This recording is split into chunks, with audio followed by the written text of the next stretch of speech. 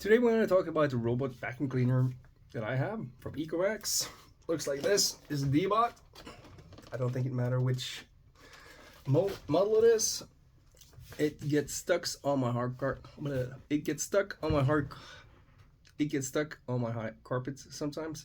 And instead of being home all the time watching it, you just have to find a solution, and now I have. So instead of getting all those errors, you can do. I'll just show you how I did it. Okay, so this. On the back side, on the underside of this Deebot, you have 8 sensors. These are the ones that get stuck in the carpet, and it says that you have to clean them. So to avoid that, I put some white electrical tape. It's good. What I found out is because they reflect the IR. They reflect the IR lights inside. Just use the white electrical tape.